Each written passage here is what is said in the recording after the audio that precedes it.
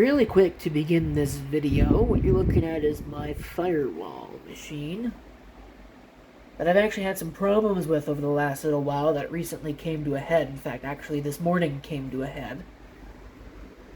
Everything was fine until I upgraded to the latest core release, Core Update 189, and then I was experiencing constant disconnections. Now,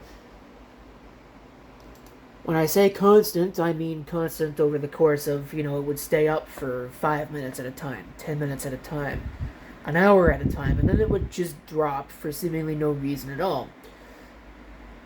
And it would always come back on its own. Well, this morning, it stopped doing that, and I found out why. Come into here, where it's located, right down there, and, the jerk logged me out. Well, give me a second here. Okay, we're back in, and I was pulling my hair out trying to figure out why this was. I even went so far as to build a completely new machine, sitting right here in this case, to replace it with, thinking, it's got to be something with this motherboard. No, I found the problem. Look at this. Oh, well, let's fix that. Yeah, there we go. Look at all of that. Here's your problem. Apparently it's a known problem with the Intel E1000E driver, where it will just constantly drop your link because it detects a hardware hang, whatever that means, and has problems. And a lot of it, or what it seems to be related to, is the TCP segmentation offload, generic segmentation offload, and generic receive offload. If you disable all of those, everything's stable. So that's exactly what I did, and I put the command, of course it's using ETH tool, probably see it here. Yeah, that. There's a couple extra things in there just because I was reading something. I turned them off anyway, it can't hurt. But these three right here, the first three are the ones that have to be turned off. Turned them off, put that command in firewall.local on this, and now that should, in theory, be stable. Now, whether or not it actually is, I don't know, because it is worth noting that the other two interfaces also are Intel, so they're probably using the same driver. So I'm sure that if they get busy, that we'll end up running into the same problem. But for the time being, I'm willing to call that solved.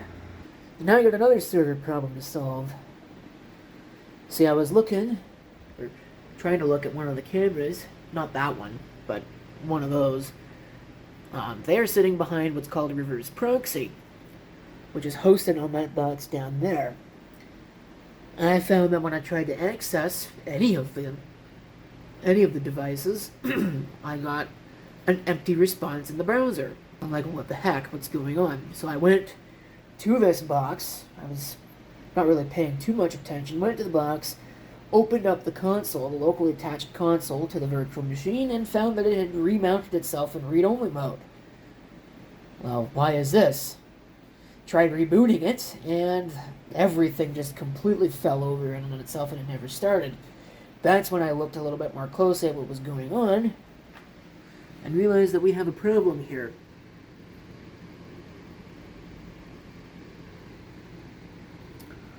Not just that, come over to this here, and it's gone, man.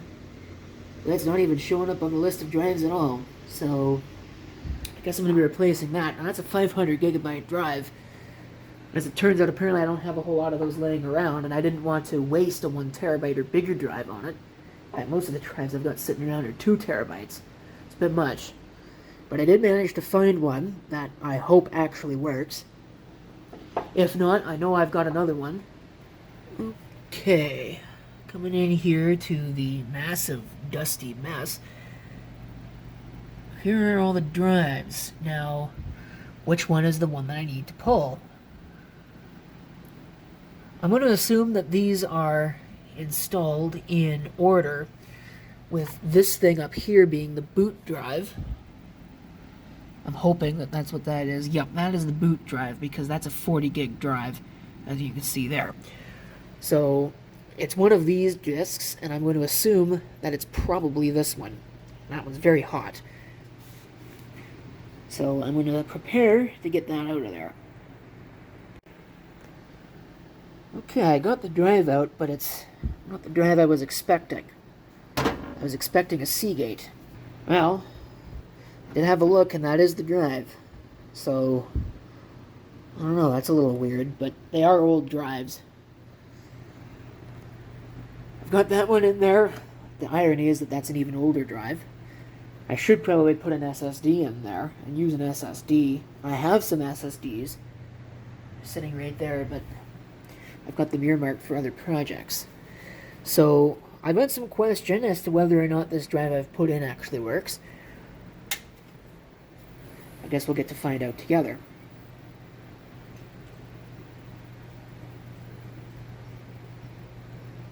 Doesn't sound like it does. So part of me is almost wondering if that was the drive that was... Oh yeah, SATA 6 gig 3 is empty. Wonder what that's all about. Alright, well, grab another random 500 gig and go figure. The Western Digitals don't work, but the Seagate does. There it is. Now, whether or not the smart data on it's good, I don't know, but at this particular juncture, I don't have a replacement for it. So, I will have to wait. I know I've got some 500s that are in here that are probably going to come out, but I don't know if I'm going to actually get to that. I think it's this one. But I don't know if I'm actually going to get to that today or not. So,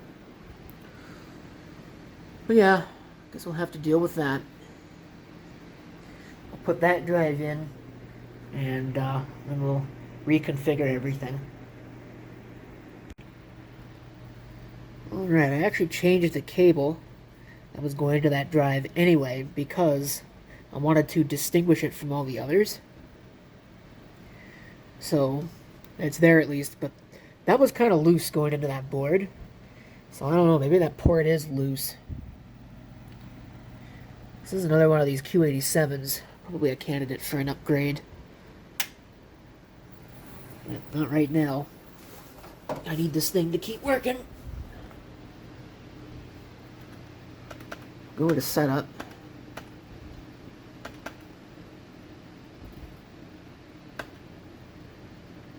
It's still taking a while to get into setup. Didn't take that long last time, so wonder what the problem is now. Well, what was supposed to be a simple drive swap has turned into a disaster of epic proportions. As you can see, I've changed the power supply, because I couldn't get this thing to boot up for love nor money. And I don't really understand why. I smacked the side of it, and that actually got it to work better than it ever had before, which really doesn't fill me with a lot of confidence that this is going to work either. But, you know what? Go for broke when you have no other option.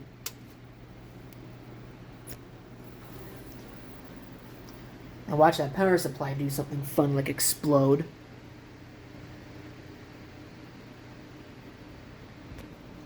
Probably want to go into setup. I just heard a drive click, so you know what? I don't think this is going to work either. Well, all the drives are there. Let's reboot it.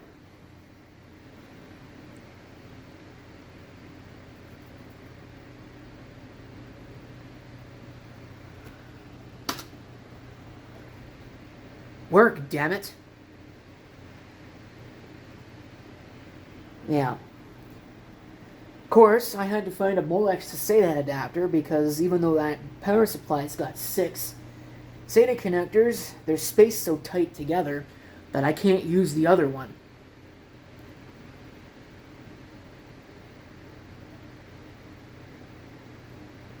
Yeah, this is about what I thought was going to happen. It's probably still trying to mount something.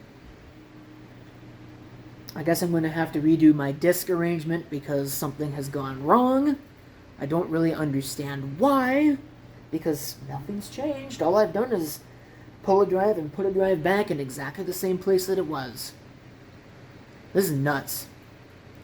But I'll wait for the 2 billion years that it's going to take for that to start, and then we'll figure something out. Huh. That's amazing. I deleted that mount and it's still trying to mount it. That's hilarious. So guess what? All that work. And look at this. Where is it? There it is. Lots of reallocated sectors. But nothing pending and nothing uncorrectable. So you know what?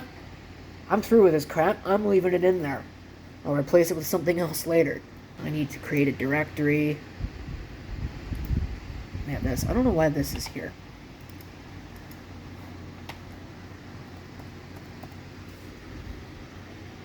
There's nothing on it. It's not mounted.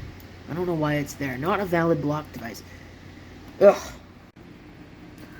It's still there for some reason. So we're going to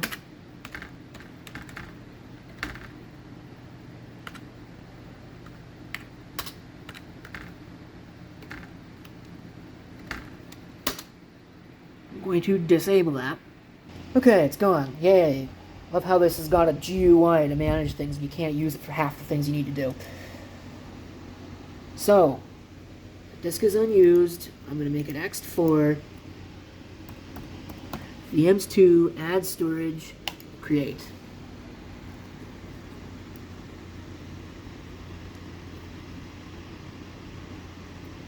Should take a little bit of time. Sure that when I walk over there and take a look is when it'll finish. Oh, where's that switch? Yeah, of course. So it's there. It's mounted. It's good. Okay, so with that done, now what I have to do is I have to transfer all the stuff that was on there back. And the easiest way to do this is to power the machine off, so that way the transfer actually works properly. So that's pretty much it for that. Replace the drive. Of course, I realized knowing what I now know, I probably didn't have to replace the drive at all anyway. This one's probably fine, and so too likely is that one. But I'll check them, and I'll see what happens. Again, it did throw an error. I do want to point out that there was an error that was thrown, so I want to check those, make sure they're good, but they're probably fine. At some point I'll have to buy a power supply and replace that, and replace the drive that I just put in there with another one. That's a future problem, and I don't know when that's going to happen because, of course, you know, money's tight and all that. So, trying to save a little bit of money, and I actually just had to invest a little bit of money in something else in order to upgrade it. You'll see that video eventually. Of course, just being November 20th, this is not going to be getting uploaded until well after the new year. So, I guess we'll see what happens. But in the meantime, thanks for watching. If you've got any comments, feel free to leave them below.